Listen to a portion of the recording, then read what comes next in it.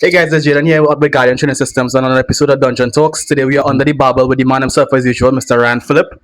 And today I'm joined with a special guest. I will allow him to introduce himself. So it's yours.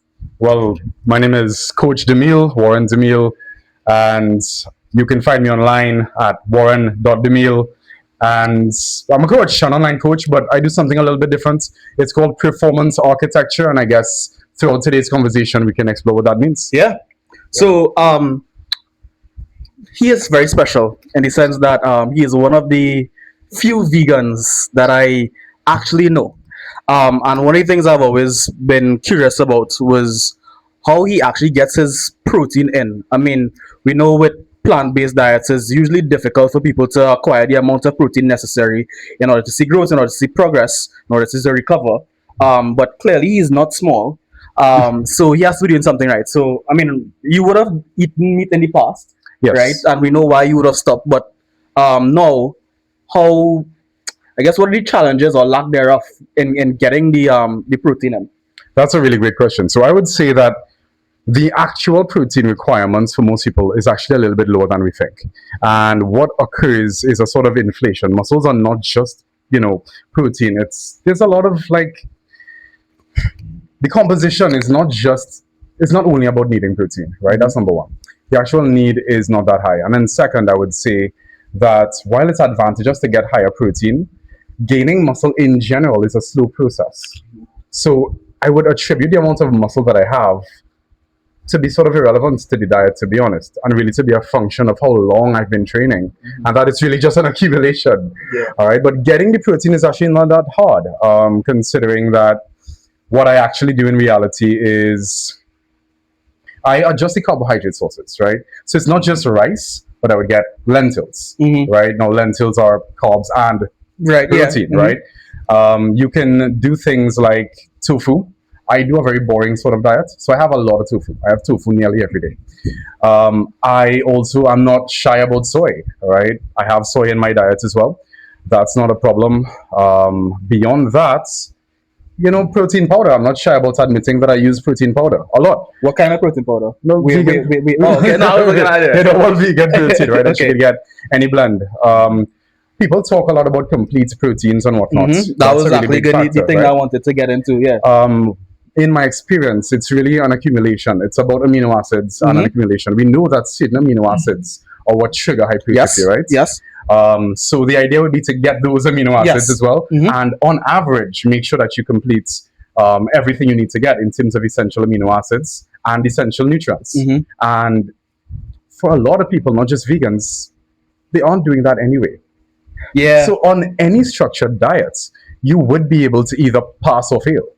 It's about intentionality, right? And for most people, I'm just about 200 pounds right now. The numbers are actually not that difficult to hit. Yeah. With planning and intentionality. Yeah. Ryan, anything to chime in on that one? He said everything on the he's been on the money there. It takes consistency. All right. A lot of people don't stick to a set plan for long enough to see any kind of meaningful gain or change, right? Combining the different sources, like one would have said here, would give you a complete profile, but like he rightfully said, all right, it's to be viewed as being done over an extended period of time in a consistent manner, all right? The muscle that you will see will be a result as of time spent training, and the fuel has to be consistent over that time spent training. So, yeah, vegans eating a vegan diet can make gains and can be strong. Yeah. So, well, that was the dietary portion of it. But the other thing that is very interesting about you, if you haven't looked at Warren's content is very he caters to a different clientele, right? Yeah. And he's done an amazing job of marketing himself and providing as much value that he can for free in his content. But I imagine working with him would be an experience unto itself.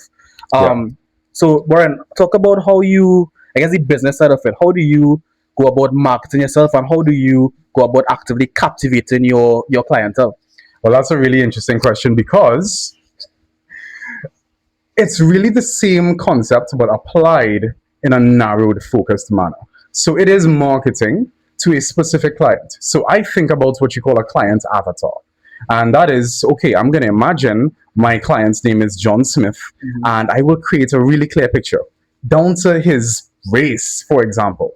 And I would imagine what are all the specific things that I can do to help this particular man. And I'd have multiple avatars, not just one, but they're all from a specific type of people in a specific industry, perhaps. And I would aim to help them. And I think that helps people to feel seen. Because Yeah. especially in the modern world, a lot of people don't feel seen because too many things are general. But in reality, we have specific problems that Yes. require specific solutions. Yes. And there are so many general things that are just PDFs given to people that can be made by AI in a few seconds, and people are trying to sell them. So, But so actually, Yeah. how do you? I guess there's now the revolution of, and we'll talk. I'll ask you this question as well. There's the obviously advent of AI, and now people could be coached through AI. They could be coached online. I guess why should somebody train with you and not use AI, or how do you differentiate yourself or add value to your clients as compared to AI? that's a really great question for me because I actually have clients in the AI space. All right, a number of my clients are actually actively in the AI space. Yeah. I use AI myself. Mhm. Again, another thing that I'm not ashamed of. AI is a topic of conversation between myself and my clients. Okay, one of my clients is he runs a school in there, right? Right. Teaching people how to do it. So it's a really cool, close topic for me. Why should a person train with me or any coach Yes. instead of using AI? I wouldn't want to put myself up in this case here. Mhm. It is personal training, and you need someone with oversight. What you're paying for is way more than just here's the program, go. Yep. What you're paying for is decision making with Yes. experience behind Yes. it and judgment. That's right there. Yeah, yeah. Experience Yeah. is the key. All right, and using AI is only as good as the experience of the person wielding it. Yeah. Right. So, if the person is not experienced, it is going to be generalized to AI. If the person is not experienced, there are going to be a lot of mistakes Yes. being made. The person is not going to be able to recognize when the AI gives you something false. Yes. And they're going to give that to you. So you cannot beat the experience at the end of the day, especially when the person has real life testimonials Yes. Right. Of course. and solid results, man. And to go back in, let me interject with why I mentioned that I have clients in AI. The reason I mentioned that is because it's not something that I would have a need to shy away from mentioning. Right. All right. I have actually done the process of my thinking inside of AI. And because I know who my clients are, with some of them, I can just show them the actual thing that I'm doing. And they are not shy away from that because they understand exactly what Ryan just said. It can only output an output that is totally inspired by what we do with it. Right? So, you're paying for judgment, you're paying for experience, you're paying for critical analysis, but you're paying for application of knowledge in a specific context for who you are right now. Yeah. And the AI is not seeing that. Yeah. I am. Yeah. We are. Yeah. Okay? Yeah. And that is what really matters. Looking at the camera, there's three coaches. Shame on you. You who just using AI and just giving clients it, and the clients can't tell, and you just palming it off just because you could coach them through movements. Shame on you. Or maybe the clients are just loyal no matter what. You understand? So I mean, Let us get they could very well know it's AI, but I'm gonna support the system because that is my brethren. That is what you see or from what I have seen in the Caribbean. I want you to expand on that. Go All ahead. right. Kitty Mike time out. So how do we expand on that?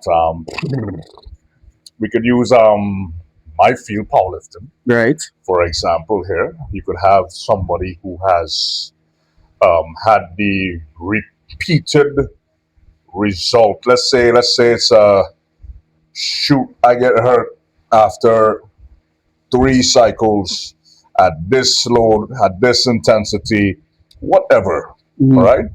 I get hurt. I am told, don't worry, that's how it is.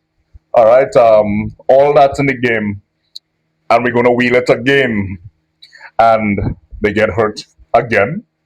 It's like, ah, boy, I'm getting frustrated with this thing, but I'll still have faith in him. That's my brethren. That's my friend. All right, and it happens a third time, and they stay with it. It's off of loyalty. Loyalty to a feeling system. That's not.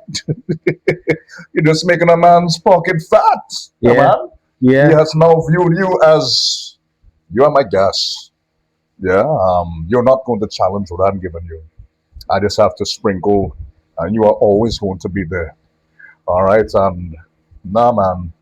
All right. So the coaches could be doing this stuff, and the clients knowing that there's it's like the same thing happening over and over and over again, and still going to stay in the system. All right. So they are just as part of the problem. Well, you know You know. something? I clients sometimes Mm. are made to believe Yeah. that injuries are part of the process. On. Oh. Hey boy, this one dread, eh? No. That's crazy. So, all right. Yeah. So, this is really close to my heart here. The reason I say that is because for my clientele, Yeah. pain is a serious negative, right? My clients are not athletes at all. Mm-hmm. I train people who have meetings. Some of them have meetings literally all day. Yeah. All right. Some of them would be working from home, and they are literally just one meeting after another, and I would have them get a walking pad.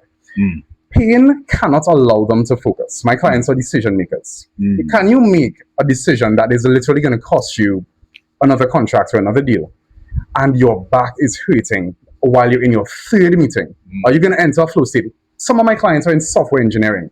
Can they write code and enter a flow state while their knees are hurting? No. And I mean, pain is a significant detractor from flow states and focus. And that's number one. Number two, well being.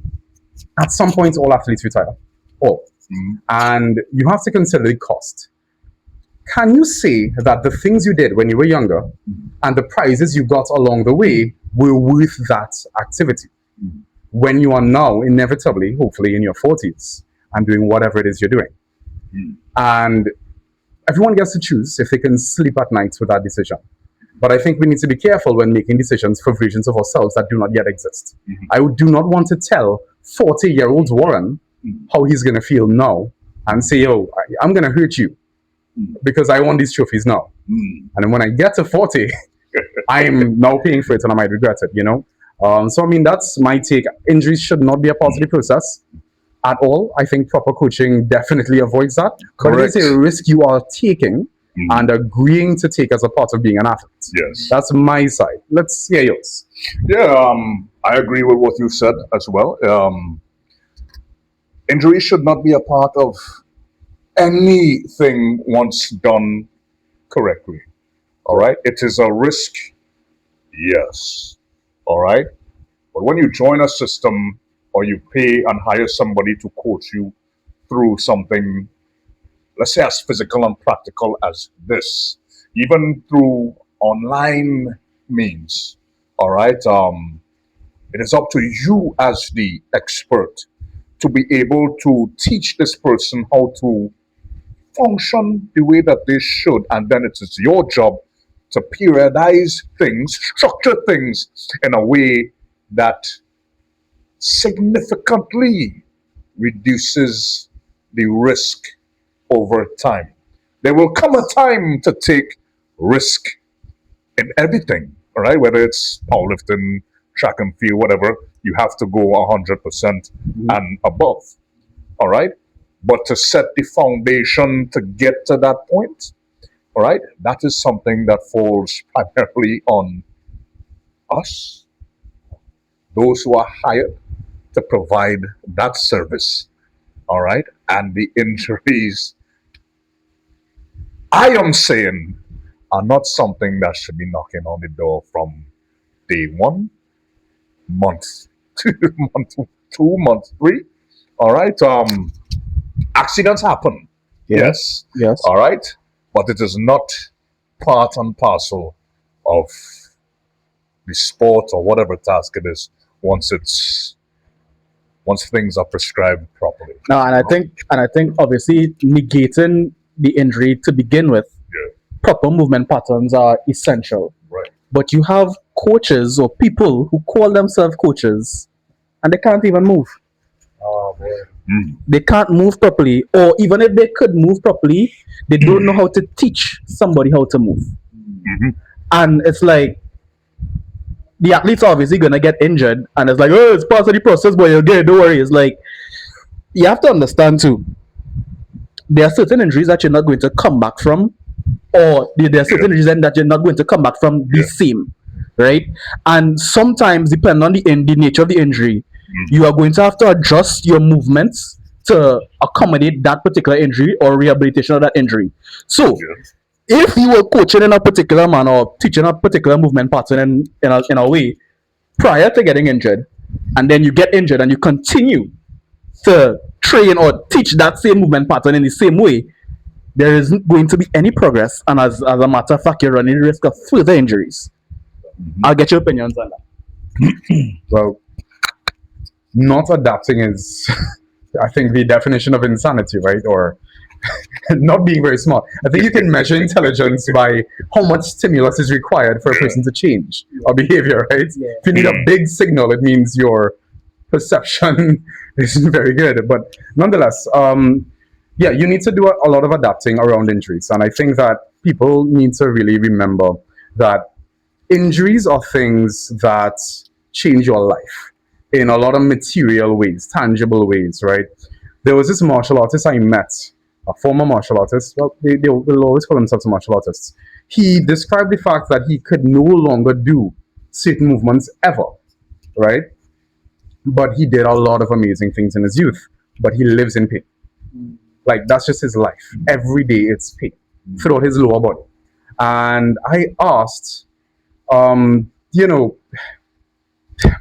how do I get into this? People will always make a story to make peace with what has happened to them. So I get that and I appreciate that and I respect his work and everything he's achieved. But I never feel like, for me at least, that there are things that are worth that. Right? He has adjusted the way he walks, like you said, for movement patterns that have to change. He has adjusted the way he walks. And for a person who learns how to do so many things with their bodies, now they can't do much. So it's like you are paying a price where you get to ascend a very high high. But then sometimes, not all the time, the fall off can be a very low low. And generally, I think people get, again, to make that decision for themselves. Is it worth it? They can choose. I can't. And I can't cast judgment on someone who does make that decision that way. But I've made my decision, right? And generally, the people I coach are in line with the decision I've made as well. Yeah, longevity is the name of the game, right? Even in high risk endeavors like the barbell, right? It's going to be something that if it is the individual coaching, all right, does not have the skill, it is something that they should not be teaching in the first place. If it is you run the system, cool. If you're a programmer using the AI, whatever. All right, find somebody who is competent in teaching these things. All right, and then write whatever program you have to do that that covers you, right? And that's you acting in the best interest of your athlete, even if it is you don't know how to teach it. All right. I have a question for you. Yeah.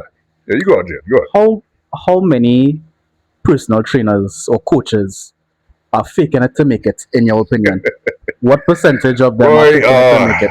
I know there's a very high percentage because there's no standardized anything Correct. to enter this space. Yeah. All right. So for those who have done it, all right. I know Warren years, and around the time when we just started getting into this thing, Warren had already done his PT stuff, certification, and seeking other sources of knowledge.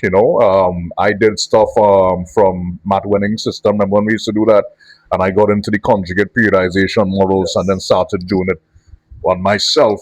All right, and it's a lot of money that we would have put out into the knowledge because this is something that you could get somebody seriously hurt, and you have to pray they don't come and turn around and take it to court with this thing. All right. You're lucky they don't ask you to show your credentials down here. And they just look at it, hey, this man is big, but he must know what he is doing. You cannot get away with that foolishness outside. Maybe people come to you because you're the largest guy outside too. Get somebody hurt outside, I dare you. To get somebody hurt outside. All right. And the same thing we were talking about with loyalty to a failing system because it's your brethren. You're going to have that in the Caribbean. All right, but it should be standardized where you have to show some kind of thing to have the right to coach anybody. Boy, I tell coach me hearing coach being slung around the way it is nowadays makes me not want to call myself that. And that's why I don't use it You anymore. understand? I say I'm a consultant. I don't want you to call me that. When a 17-year-old boy who knows nothing is calling himself, hey, I'm a powerlifting specialist. Yeah. You understand? Or I am at this and I am at that. All right? Can I interrupt on Yeah, that yeah. one? This is really interesting. So, you spoke about faking it until you make it. Yeah. That's a really interesting idea because it's one of those things that is really useful in business and motivation. It could be a really positive thing, but at the same time, the flip side is what is the industry that you're doing that in and what are the risks involved? And we talk about the social media aspect of that, where standardization of credentials is one thing, experience and knowledge Yeah. are two totally different things. But because a social media account is so Yes. large, Yes. people will come to you anyway. People don't ask me for credentials, Right. right? People don't. I'm never asked about that. But then you are in a position where, if asked, you can. Like There you go. provide, right? Yes. There you go. All right. Now, the standardization does exist. I see Yeah. ads for personal trainers all of the time in Trinidad here, and they are asking for certifications for any sort of entry. I think I've only seen one recently where they did not ask for credentials. But it is a challenging thing because the thing is, with the credentials, they are available to do. And I don't see a reason why a person should not do it. I think it's a little bit challenging to say that you aren't going to do that when I don't think it's difficult to set Correct. aside some funds Correct. for any other industry you do it. Yeah. Yeah. I want to segue into something else. Aside from there's the fake it till you make it, but then the authenticity that a person. I want to say something. I'm picking up to make it there too, boy. Yeah, you have to cut this one and chop this Yeah, in yeah, there. that's Because the fake it till you make it thing, boy. That stuff you need to have with yourself behind closed doors before you go out into doing whatever it is you have to do. I can understand that way. All right. Do that behind closed doors. Set your path and do the things which will not be fake. Do the things to get to that point that you have envisioned behind closed doors. All right? Because, I mean, look, I drop you in the fire here, you're going to get scorched. You're going to burn. You understand? You don't know what you're doing. And you're going to end up in a hole that you cannot get yourself out of. All right? Some people get away with that stuff when they don't have other people in their space to challenge them. correct. All right? 100%. They get away with that. All right? Because you cannot be fake and pretending when you know the real deal is right there next to you. imposter syndrome is going to set in, and that is when you see people tuck their tail between their legs in front of the clients that they're dealing with, boy. You understand? Yeah. All right, do that behind closed doors. A bat, you have to bat in your crease. Chip down the wicket once in a while, but come back and bat in your crease. That's cricket analogy. I was an opening batsman once upon a time. You understand? So, Let's look in the clock tower. you understand what I'm saying, right? So, yeah, don't bring that out here, man. But it definitely for certain things, sales and all that stuff. Yeah. You know that hustle and that type of thing. Yeah. All right, that is where that thing could fly. But life and death situations. Yeah. All right, you. All right. How would you feel if your doctor said, "I faked it till I made it. I killed 7,000 people until I saved my first one." Hey, you ain't gonna Yeah. feel too good about that, right? Correct. Yeah. You understand? Correct. So come on, man. I mean, that stuff has no place in our space. All right, and if it is you testing your hand at something, that is not you faking it. All right. But if it is you are passing yourself out as The the greatest authority demand. Yeah. in Yeah. it, Yeah. that's a totally different story. Yeah. All right. Take 5 people, coach them for free over a period of time, get a result. All right, and then start walking up the mountain with them. That's cool. Yeah. That's cool. Especially if you don't have the paper. As long as you know deep down you are doing behind the scenes work, all of your studying on the craft, not not Googling. All right, we have better resources than that now. All right, spend the time with the craft, know how to apply the craft to a certain situation.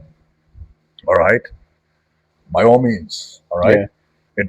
it becomes less fake when it's done that way, because now if you really did that work, this person is not going to get hurt. This person is going to see consistent gains over a period of time. You going to feel better about yourself and not have to worry about what nobody else is thinking. Yeah. All right, you don't have to be loud. You don't have to be. I think loud is enough to describe that type of thing. You don't have to. It can be cool and smooth, man. Yeah. I don't feel the need to do none of them things. I am very secure. But Alright. finish on. I'll Right? say what I I say. am very secure because we've put in the deposits, we've put in the work, the experience has piled, right? And now it's like any situation that is thrown at you when you do that, or when you have all of that under your belt, the ability to navigate anything, it becomes easy. A lot of people see it like this man can really do this thing, boy. But it wasn't like that before. It was built over time. That's how it's like over 10 years on the belts now, man. 10 years. I was actually You just telling Jaden that, like, remembering when we first started, and you and I would go somewhere in public, Yeah. and people would only come and talk to me. Yeah. Right? Oh, Yeah. boy, and now look at you with Neogen being as successful as it is now Yeah. and everything. It's truly amazing what years of consistency can do. And, just years of honing your craft and doing exactly what you said. You start small with your initial clients and you build, Yeah. right? From there, you build up the evidence, you build the momentum, you go get your credentials, you put yourself out there a bit more, get more exposure, get more feedback, test, build your system, and you build that. That stuff can't happen instantly or off of using existing resources, right? You will learn. We're not inventing new things. It's still biology at the end of the day that we're all going to wrap with some degree of marketing. We're still applying basics of biomechanics, biology, and everything like that, just really intelligently and in a structured manner. But we still do our own thing. It's always going to be our version of these things. And you can't instantly make that. That's the point we're getting to. Right. No, that will never be instant. I like that he said you can't instantly make something successful. Even if getting new clients, for example, you cannot say, "Hey, watch now, I have the baddest thing for you. I have the best thing for you. Because if it is, you have to have something specialized for somebody. It is going to take time to learn this individual and make the system work for them. All right, you might have your generalized start point. All right, and then you start doing your what is that I want to say, boy? Your due diligence to find out how this person really responds. What does this person need? I strike off this piece that I had here in the generalized introductory system. I slice here, I slice here, I plug in something here. And yeah, dog, it takes time, and that's not going to happen in a month. That's not going to happen in 2 months, not 3 months. Not even for. It's going to take time. All right, and come on, boy. And you cannot be saying you're the best just so. That's not for you to say. That is for the people that you know. Yeah, definitely. I one of the things. So there's that the fake it till they make it on the education side, on the being actually good at your craft, but being authentically who you are. I feel like that is such an important part of coaching and of gaining our clientele. I feel like as social media is not a real place. I don't care what people like, whatever persona you put up and whatever. Social media is not a real place, and people get so caught up in trying to be this person on the media, right? That they put all the energies into that, and there's really nothing left of substance when you meet them in person. And the other thing I feel like Or it's the real person you're going to meet in person. and that is why I think you have been successful. That's why you have been successful, and that's why I am on my way to success. Because the same person that you see right here, the same people that you see right here, the same people that you're gonna see in person. That's what you're going to get. It is what it is. There was something I was gonna say. Well, let me respond to that. In the meantime, I'll say that that's it's really interesting. So for me, I'm primarily an online coach, right? Right. And I will say that there is a lot of energy that has to go into digital things. Yes. Social media actually takes time, Yes. planning, Yes. structure, effort. Yes. And I think it's a true waste to then create a separate identity or persona to now put on to the camera and then go be something else Yeah. in person. Right? Yeah. And I could do that. I have like at least half of my clients are away now. Right? I could get away with that because they will never meet me in person. Right? But, Yeah. but that is how you are in person. But I've been myself anyway. You Right? understand? Yeah. Yeah, so I mean, it is too much work, I think, to fake a personality for social media when you can just be yourself. Because the thing is, Be yourself. faking it is its own set of work. Yes. It's yes. its own set of work. Yes. And the other Right? thing too is you are not going to be comfortable. You are not going to be happy. Like it, for me, what I take pride in being myself. When I interact with a client, when I interact with an athlete, I know I could be myself 100% of the time. I don't need to edit and filter. And the thing about it is, and this is for I think for all coaches, right? If you're a personal trainer, specifically you're like doing one-on-ones and whatever, you're trying to get probably 20, if you're pushing it, 30 people, right? Not everybody's going to like you. You're not going to be able to attract and keep everybody. Some people are going to leave. That is part of the process. It is much better, I would say, to keep yourself and be authentic rather than be selling your soul for money, essentially. Because you're selling out. This is not who you are. Yeah, you're hustling, you know? I think the whole idea of being yourself really matters in this industry because sometimes it can feel competitive when it's not. All right. I don't ever think that the thought has never entered my mind that a client who is with me may leave me and go by somebody else, and therefore that means I'm a lesser trainer. And it has never occurred to me that a person has seen my content and seen another coach's content, and they've chosen them because they are better than me. It's never that. We have to accept that it's kind of like, a little bit like dating. It's kind of like it's personalities. You can connect with some people. You might like them, but not vibe. There are lots of layers to this. And when you're doing coaching is a very personal thing, right? I've had a lot of interesting conversations with my clients that had nothing to do with their fitness, which is, again, why I can't just call myself a coach anymore. But that requires comfort. And the degree to which a person is comfortable with you is whether or not your personality is right, right? And that could be hit or miss. You got to be yourselves, and let that happen naturally. You And there's attract your no tribe, competition. man. You attract your tribe. You attract your Those tribe. who are supposed to be with you will be with you. Those who are not supposed to be will be elsewhere. All right. And I always say there is more than enough for everybody to eat. And eat quality and be comfortable. There is enough. Yeah. Definitely. I mean, if everyone trained, let's just say 100 people at a time with some train, Yeah. there's still enough of the human population to go around. I actually want to get into that, right? Yeah. Because obviously there are different models within the industry. There are some people whose I would describe it as like a shotgun, right? They're trying to hit everybody. So their whole thing might be group training, right? So they'll have 6, 7, 8, 10, whatever, Yeah. right? And there are people who are I am coaching one person at a time. Personally, and you all could agree to disagree, right? I believe that training somebody one on one would always yield better results than coaching them in a group. It could be the exact same person because in a group, don't tell me you are coaching a class for an hour. You have 10 people in your class and you're giving all 10 people individual attention and meeting them where they need to be. You're not. You can't. And I wouldn't say that. You're good. You go first, sir.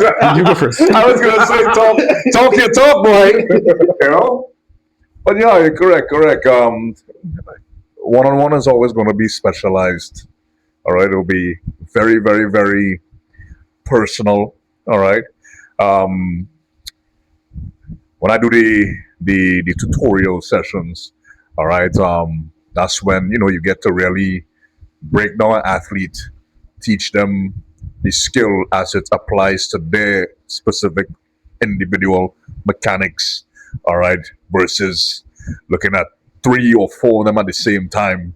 The one-on-one is always going to be the best to pass on the knowledge to and to teach. All right. If we teach in generalized stuff, we teach in generalized stuff. All right. Let's say preparing to go do a squat or something, what you should be doing to prepare your body for that. That's generalized stuff.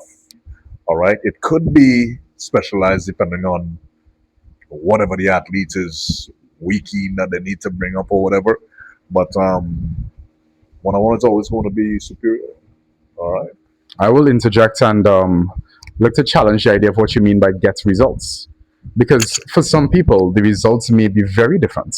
So not everyone is trying to get the same thing out of the gym. And that's something to bear in mind. Yes. So a person might really just want to have a part of their day where they are laughing and smiling and doing something with their bodies. That's and true. sometimes doing that with their friends feel good. That's if you go to the gym at certain hours, you get certain batches of people, right? Yes. You know what I mean? Yeah, and You might exactly get what you I mean. think I understand where he was Yeah. coming from, because I think he would have been coming from more of the personal training, offering personal training to 10 or 20 persons Yes, at the there's same that. time and calling it that's your personal session with me, whether it's online or in person.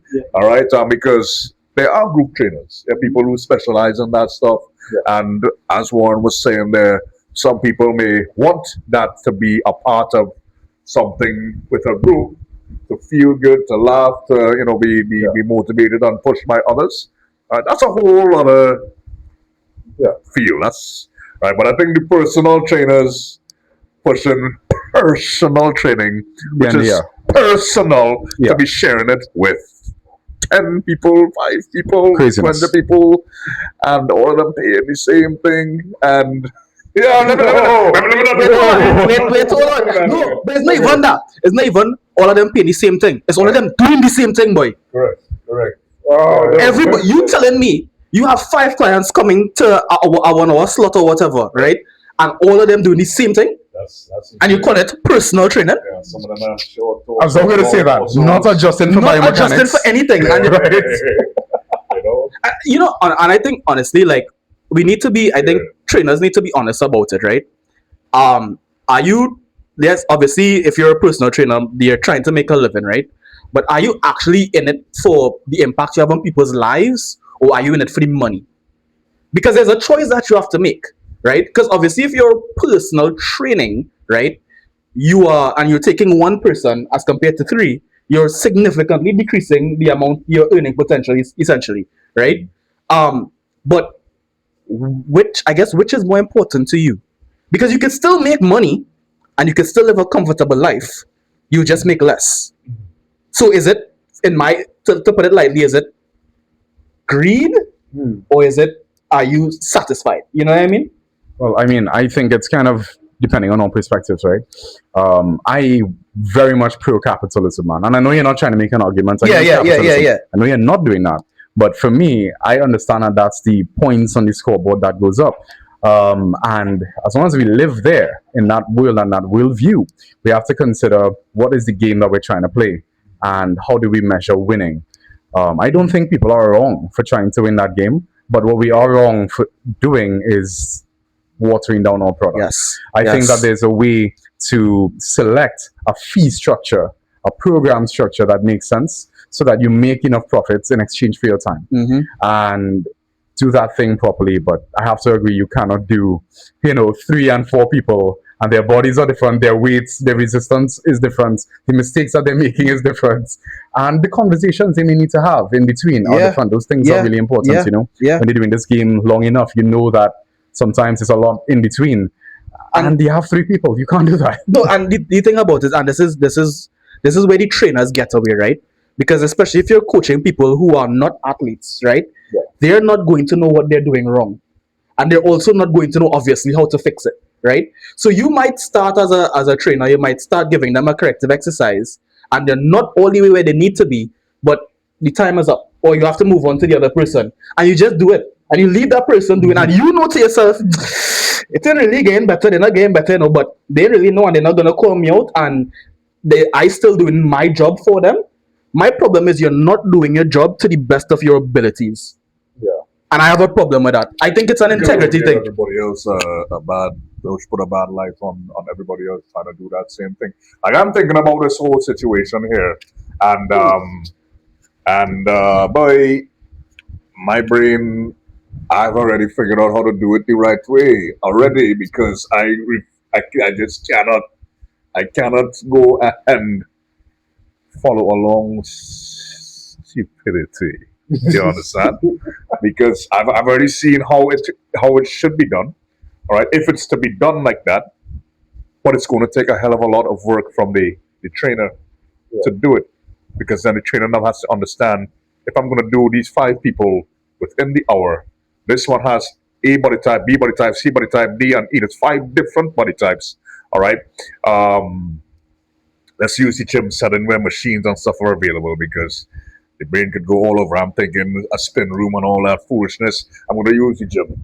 All right. I don't want to give out too much. We got to be kind of generalized here. They have to come and pay for this kind of stuff. You know what I mean? But it's going to take work because he's going to now have to plan for these 5 people. So it is going to be personal because they're going to have their individualized plans, and he's going to be there overseeing each and every one of them. All right, he can bounce from here, here, here, here. All right, and then just keep on making the rounds as they're doing this thing that's built and tailored for them. Like that's all I'm going to say correct. about that. Very all correct. right? Because it's going to take more work. But if you're doing that with 10 people, I mean, somebody will suffer unless they all are at a standard Already. already. You understand? You can get away with that once once the client is at a certain standard. I agree. All right? Yeah, man. Okay. I don't think Right. that one human being Yeah. could reliably individually coach Oh. more than 20 to 25 people. I think that's the upper limit to what Okay. one person could to tell me that you are programming from scratch for 20 people is a lot. That's plenty. That's real plenty. That's plenty. So to tell me you have 100 clients, you have 50 clients, and you are planning from scratch for every one of them and A giving each one of huge them component of that is going to be generalized work, 100%, 100%. 100%. All right. If you're in positions, and I would say positions like me, where now you have no choice to make sure the product that you are putting out there is of a high level. Yeah. All right. You have to be personally involved in each and every one of these people's program to ensure that they get to the point that you can now display to the world and the market that you are trying to enter. All right. Because then, and that takes a hell of a lot of time, all right, to make sure that these people are safe. And I'm using powerlifting as the field here. I'm not going to go into any other, Mm-hmm. right? Because now these people are here a certain amount of time. Their strength level is at here now. And if it is you do anything foolish or generalized, they get hurt. So now time is going to have to be spent on each and every one of them. All Mm-hmm. right. And I am old school. It going down on a piece of paper first. Literally. Yeah. Yeah. Yeah. Ryan writing Yeah, in book yeah. I'm still. telling you. I mean, Using books. I have two massive notebooks with every single program that I have written for each and every one of That's these amazing. athletes. That is All right, amazing. and then that stuff is then to be able to churn it out on the soft, on the computers, on the tablets, or whatever. I would take that out of the draft, and then I'm going to use technology, the AI, right? I'm going to plug it in there, right? And then I'm going to get, let's say, X athlete. I'm going to have this phase here, all right?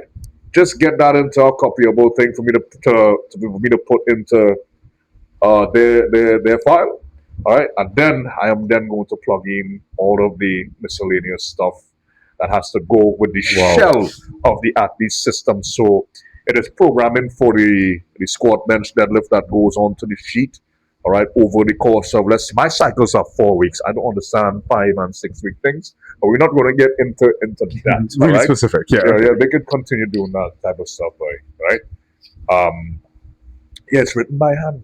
Everything. Okay. Well, I Right. have a huge contrast with Right. that is for me, what written by hand looks like Yeah. is like a raw text file. Like it's Yeah. really hilarious that I'm decent enough with technology, but like when I get on a call, I use text editor. Right? The least complex app I can Right. find, and I'm just typing text file. Right. And then from there, I do a lot of thinking, and well, I built a lot of AI systems in the back end Yeah. that kind of captures my data for me. Right. You spoke about an upper limit of clients. Yeah, even with AI and the tools, I use apps, right? Yeah. I use Trainerize and well AI, and even with that, knowing my clients well enough to understand what's going on, there's a number that humans have. It's called Yeah. Dunbar's number, I believe it is, which refers to the number of people that we can maintain Yeah. a close social relationship with and remember who they are. So we need to fit our clients into that, right? Yeah. Because I mean, continue. I Yeah. will. We need to consider that within our existing lives, we've already eaten our way into that number. Yeah. And for those of us with social jobs, like any sort of coaching or mentor, those numbers get added to that. And I don't Yeah. think that it's easy to deliver anything of quality, at a very, very high number, which is why I will always say, just call a price that you're happy to do this job for and Yes. do that job for that price, right? 100%. Because otherwise you're going to have to dilute your products. You're going to be tired and your quality of life is going to go down. I am proof of that. All right. And my quality of life took a huge hit for at least over a year of just dealing with all of this and everything outside. I'm not going to say that before people start be like, yes, boy, we get him there, boy. No, Yeah. But before I'll let you continue. This man is obsessed with this. Nah, like he's actually obsessed with this craft to the point that he would sacrifice his health and his sleep and his mental health in order to make it happen. And I don't think that most people in the industry are actually willing to go the distance that he is to make sure that his athletes are successful. Go ahead. Yeah, I kind of lost my train of thought. But with that it's one, true. boy. But sorry. Yeah. Obsess is the correct Yeah. terminology for this. You have to be. It's your craft. Nobody else is gonna be as into it as you are. All right, and with that, I will. Maria gets vexed. That's my significant other. All right, because I would do this, and then sometimes I'm saying sometimes, and that's just. You're right. There's no the social capacity. The battery is zero. I don't want to speak to anybody else. I don't want to do Yeah, anything else. Your brain is throbbing, yeah. all right, and we could get into biohacking, all right. That's what we say that we say that So, part. so, That's so another one. Yeah, we there's say that more part another one. episodes with him and that, Yeah, all yeah, right. But yeah, I need all the help. You have to shut down that sympathetic nervous system. Everything is firing. You get the hot hand and you this this pelting out work in flow. When the flow state hits, Lord have mercy, I am better than flicking AI when the flow hits, boy. You've seen everything like how Iron Man would use that Jarvis system. Yes. This is artificial intelligence, yeah. But Yeah, yeah, that's how I start to see it. Once the flow hits, all yeah, right, yeah. it will start to ramp up, and that's why I use the pen and paper because that starts to activate mine. Yeah, it's more You senses being understand, involved, so it's more right? tactile, so your body has to focus Right. more. So, Yeah, more boy, input. I mean, Yeah, talking about flow, yeah, yeah, yeah. my Right. paws raised because, boy, and you see, when I write and start to see the patterns, boy, it's a beautiful thing, boy. Yeah. Because then you start seeing patterns of your success from the years before, Yeah. and you start seeing it within the updated parameters of what the athletes are, and you just know this cycle is going to work. Yeah. All right, and it's so clear as day. All right, their patterns are not going to show on the screen here that I see, but it's like a thing. Yeah. I'm like, dog, this is this is gold, boy. This is gold, boy. And then I was like, I just closed the book and yes, boy. Yeah. You understand? But the cost of that, though, because you mentioned your significant other, right, Maria? Yeah, The social cost, that Yeah. battery is down, Yeah. and now people have to pay for it, right? Yeah. For me, what happens is, because I'm an online coach, the equivalent of that is I'm just on my phone and on my computer all day, yeah, right? So you may see me on WhatsApp all day or Yeah. on Instagram all day. So if Sure. you post, oftentimes you may see I'm one of the first persons to view it, yeah, right? yeah. Right. Why? Because I'm actually messaging like 3 or 4 clients at that moment, Yeah. right? And at the same time, I'll have a social conversation going on. Yeah. While at the same time, they're like, I have like 3 and 4 screens up, whatever, at my desk, right? Yeah. At the same time, I have the app open and I'm looking to see what my clients are doing or Right. writing a new program. And So all the of this is happening. acetylcholine was just going. See. Exactly, right? And that's where we Yeah. get into the biohacking, Yeah. right? All the tyrosine, the everything, Yeah. right? Next day for that conversation. It's necessary, boy. Stay tuned. Bro, you cannot do this thing with the normal capacity of most people. All right, you're gonna have to be fueling yourself properly to do this, even sacrificing your health too. Because I mean, I'm still gonna have to biohack in some form, whether it's caffeine in unhealthy ways without pairing it with theanine and that type of stuff. If you drink a flicking monster or a sting, or take a pre-workout just to continue going. All right, but it it it it takes a dread toll, boy. It takes a toll, right? There's a price to pay for these things, man. And we go back to what we were talking about earlier with faking it till you make it, and everybody calling themselves a coach, boy. It is an insult when it is you know that this is how it is done. This is the reality of it. You know these people are not doing that. You tell me you could go and write 20 something flicking programs. Right? Can we say that? Yeah. You're going to write all this stuff and still go and put that on your back. You mad! You're lying to me if you tell me you do that, boy. So that AI is doing that for you and you have enough time to run out and do that, boy. Because, brother, when I done doing that, boy, dog, you could see my the amount of brain power that it took to do that. That is the neurotransmitter that is responsible for me to create muscle contraction. It's the same thing. Right, Yes, and where am I going to get motivation. it back from after, boy? A monster? A monster's not going to do that, boy. You're better off going and sleep, Yeah, knowing sleep. that you don't have that. At least you're going to recover a little bit. You will recover. Dopamine will come back after sleep. Everything will come back Yeah. after you sleep, and you get enough sleep as well too, right? But you're not going to do a 90% squat after doing that, putting that amount of time in it. Yeah, Right. that ties into a little bit on my side with my clients because what I talk about is that this is a generalized stress load. It's Yeah. called allostatic load, right? Right. That refers to the total stress load on your body. So I do lower frequency training with my clients because I can't have them sore, tired, and exhausted from the gym when they are mentally exhausted from their meetings Right, so and you are decisions, doing this. right? You are doing the exact same thing. All right, I talk about Yeah. myself now because Yeah. I'm different from everybody when I'm doing this. All right, Mm. so but how much times you think I would train a week, boy? But you In will see, one I will week. see one squat, and the next one will be 10 days after, boy. Oh, You understand? Because you go do this thing, all right, and then you have all of this to take care of. Yeah. All right, and the mental stuff that you put in there is, to me, and understanding the science of it, I have squatted my maximum load already. Yes. That level of stress, the body does not differentiate, bro. It does not differentiate between stress load, Right. right? So your body is accumulating stress, Yeah. physical and mental and emotional, all simply Yeah. counts as stress, or it Yeah. shows up as an elevation of cortisol. Right. Right. Right. Doing this,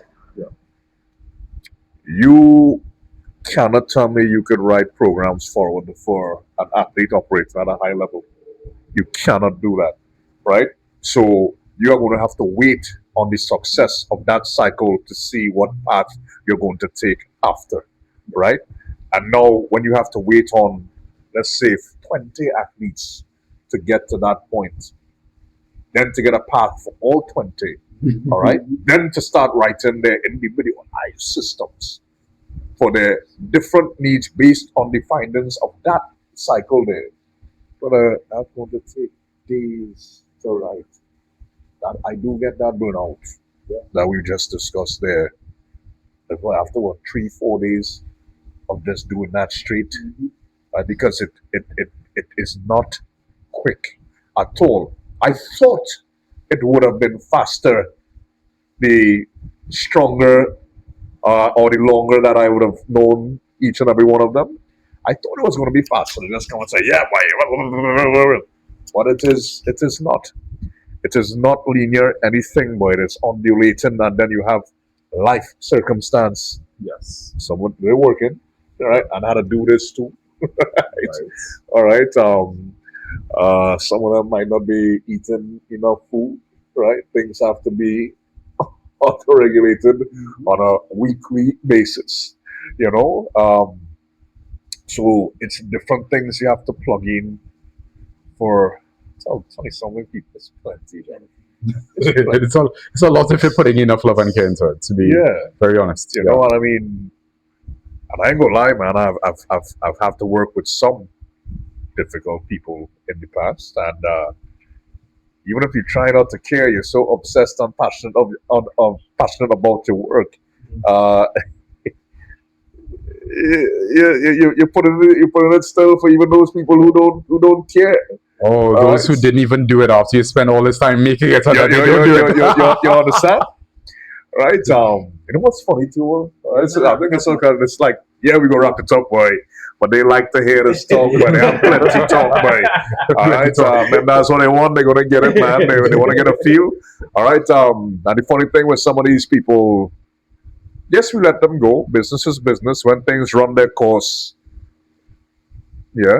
But then, some of the things that you would have been falling out with them about, you see them doing it with somebody else.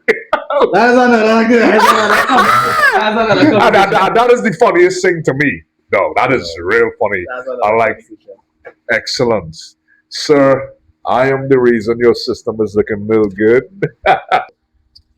what I want to say is that this was a really awesome podcast. We discussed a number of things, and if it's anything, I would like viewers to take out of this is to remember that we came from different perspectives here, but there were a number of things that we agreed on.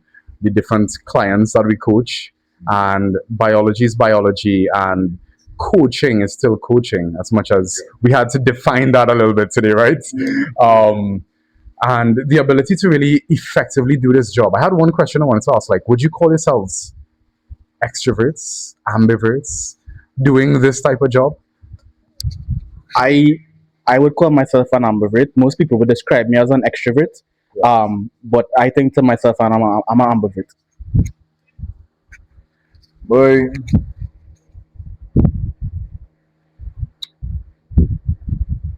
I I I do not want to define it. It is we're doing the job. We're doing the job, all right, and we love doing the job, all right, and doing the job is going to once you're passionate about it, it will come across as extroverted for the but you're gonna love it, and yes, it's the job, man. Yes, I just don't wanna. I ain't gonna be talking to random people in the street and getting on glad and saying if it's not about this, All right. So once it comes to this, if it is, we gotta define it. It will be the extroverted with the people who are here to learn, are here to listen to your counsel. All right, and here for the long haul. But you understand? Yeah. Ladies and gentlemen, this has been another episode of Dungeon Talks. I want to thank Ryan for coming through. I want to thank Warren for coming through. Like, comment, share, subscribe, and we'll see you on the next one. So yeah, we out later.